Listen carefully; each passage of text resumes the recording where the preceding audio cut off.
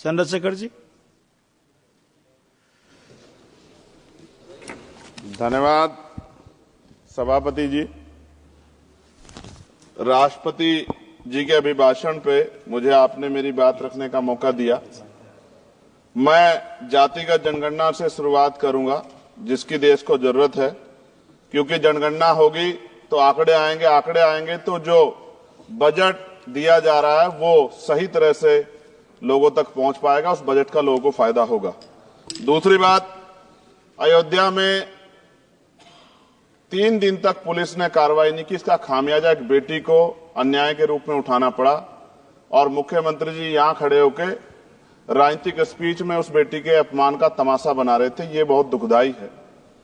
साथ साथ कुंभ में जिनकी जान गई उनको मैं श्रद्धांजलि देता हूं और मुख्यमंत्री जी को आपके माध्यम से कहता हूं कि वो सूची दे दे तो मुआवजा सब लोगों तक पहुंच जाए। बहुत अच्छी बात है। एक आईना सर मुझे दिखाना है देश भर की सरकारों को। यही बागपत के एक बच्चे ने न्याय नहीं मिला सर, आत्महत्या कर ली पार्लियामेंट के सामने, जितेंद्र ने। परभनी में बाबा साहब अम्बेडकर की स्टैचू तोड़ी गई सर, वहां सोमनाथ सूर्यवंशी को पुलिस ने मार दिया सर।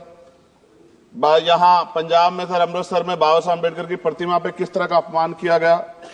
गोरखपुर में 2 दलित बच्चों की हत्या हुई सर।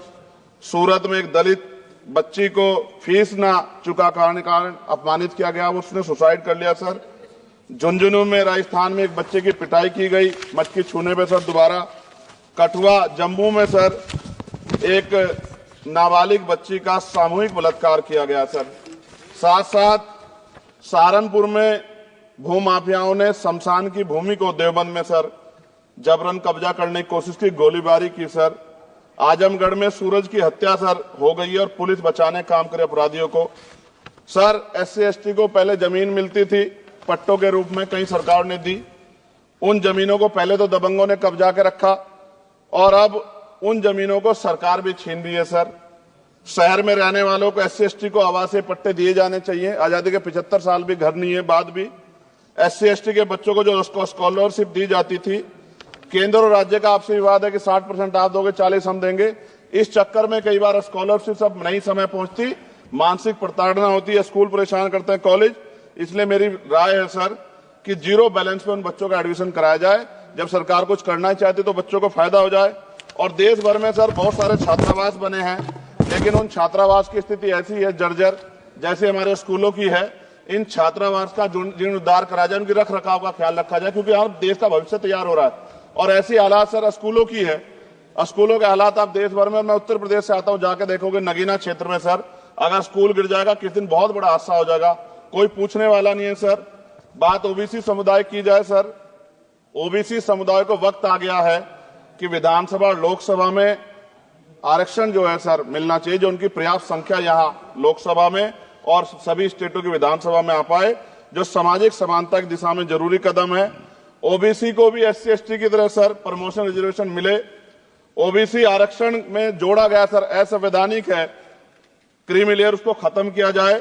सरकारी स्वायत्त संस्थानों में भी सरकारी विभागों के समतुल्य पदों को चिन्हित किया जाए तथा उनकी समतुल्यता स्थापित की जाए, ताकि इन संस्थानों में कार्यरत OBC कर्मचारियों के बच्चों को भी आरक्षण का लाभ मिल जाए। सर पत्रकार सुरक्षित नहीं है। पत्रकार मुकेश चंद्राकर की सर भ्रष्टाचार के खिलाफ आवाज उठाने पर हत्या की गई सर। कौन पत्रकार ईमानदार से पत्रकारिता करेगा। किसानों को MSP की कोई लीगल गारंटी नहीं।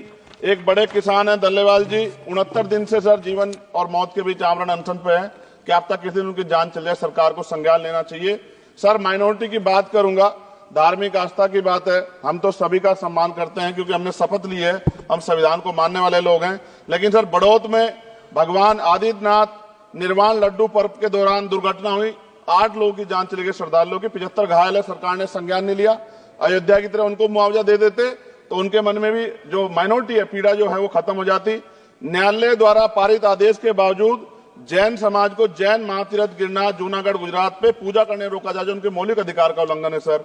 बरेली में सार्वजनिक रूप से हजरत पैगंबर मोहम्मद साहब के खिलाफ सार्वजनिक अपमानित गाने चलाए गए। क्या सर मुसलमानों की धार्मिक आस्था का सम्मान नहीं होना चाहिए? उनका भी तो आजादी में योगदान है।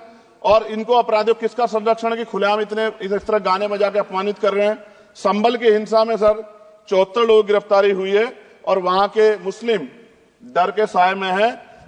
सरकार बेगुनाहों की गिरफ्तारी बंद करे।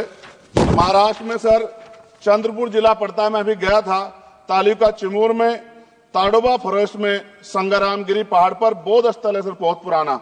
वहां बौद्ध भिक्षु को सरकार बिजली नहीं देती, रास्ता नहीं देती और इतनी बुरी हालात में उनकी धार्मिक आस्था क्या है सर, तथागत बुद्ध की ज्ञान स्थली होने के कारण बोध गया में बौद्ध धर्म के अनुयायियों के लिए जो बहुत महत्वपूर्ण स्थल है सर, इस स्थल पर अवैध कब्जा हटवाकर बौद्ध धर्म के अनुयायियों को सौंपा जाए। उनमें बड़ी चिंता, देश विदेश से लोग आते हैं, तो यहाँ हमारे देश की छवि भी खराब हो रही है। और अभी 12 फरवरी को सदगुरु रविदास जी महाराज की जयंती है और 14 अप्रैल को बाबा साहब अम्बेडकर की, 11 अप्रैल को राष्ट्रपिता ज्योतिबा फुले, इनको मानने वाले लोग नए कार्यक्रम करना चाहते हैं।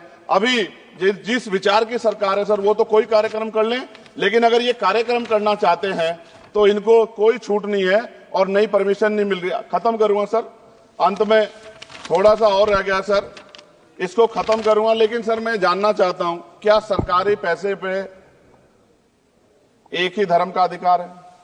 दूसरे धर्म के धार्मिक आयोजनों पे अभी कुंभ में 7,500 करोड़ रुपए खर्च किया आपने। आप रविदास जयंती पे कितना खर्च करेंगे? आप 14 अप्रैल को डॉक्टर बाबा साहब अम्बेडकर जिनकी जय जयकार होती है, उन पे कितना खर्च करेंगे? और उनके विचारों को आगे बढ़ाने के लिए आप क्या सहयोग करेंगे? ये सवाल बहुत बड़ा है। और अंत में सर मुझे आपसे, आपके माध्यम से सरकारों को कहना है सर, क्या इस देश से दलितों, मुसलमानों, पिछड़ों, आदिवासियों को निकाल देना चाहती है सरकार? जिस तरह से उनके अधिकारों को, स्कॉलरशिप को, उनकी पढ़ाई को, हेल्थ सिस्टम में कोई पैसा नहीं खर्च हो रहा है, क्या उनको निकाल के इस देश को ऐसा देश बनाना चाहते हैं जहां कुछ ही धर्म के लोग रहेंगे? सर मैं ये कहना चाहता हूं, देश सबका है और अगर सरकार ये तय करके बैठेगी कि वो दलितों, मुसलमानों को, पिछड़ों को, आदिवासियों को निकाल देगी, तो सर ये संभव नहीं। इतनी बड़ी आबादी है, हम अम्बेडकरवादी लोग उनके पक्ष में खड़े हैं क्योंकि हमने शपथ ली है कि हम हर व्यक्ति का संरक्षण करेंगे। और मैं आपके माध्यम से सरकार को चेतावनी के तौर पर कहना चाहता हूं, सरकार अपनी इस आदत में सुधार करे, वरना इसके परिणाम सड़कों में बहुत भारी होंगे। अगर मुसलमानों को, दलितों को आप लोग निकालने के बारे में सोचोगे और उनकी धार्मिक आस्था का अपमान करोगे तो ये हम लोग किसी कीमत पे बर्दाश्त नहीं करेंगे। मैं आपका धन्यवाद करूंगा सर, लेकिन साथ साथ मैं ये भी कहूंगा सर, और सर खत्म कर रहा हूं सर, 10 सेकंड में खत्म कर रहा हूं सर, आप आदेश करेंगे तो खत्म कर दूंगा। खत्म कर दीजिए, एक सेंटेंस बोलिए। 10 सेकंड में खत्म कर दूं सर, एक सेंटेंस में 10 सेकंड भी आएगा, बोलिए सर। मैं बस ये कहना चाहता हूं कि सरकार सभी का ध्यान रखे और उनमें भी गरीबों का ज्यादा ध्यान रखे, क्योंकि सर अभी जेब कटाई हुई, 2800 रुपए का टिकट है सर इलाहाबाद का, 56,000 रुपए का था सर। मैंने मंत्री जी से कहा, तब जाके उन्होंने संज्ञान लिया, तब आधे रेट हुए। इसलिए कह रहा हूं, धर्म के नाम पे धंधा और लूट नहीं होनी चाहिए सर, इसकी जिम्मेदारी सरकार की। धन्यवाद सर।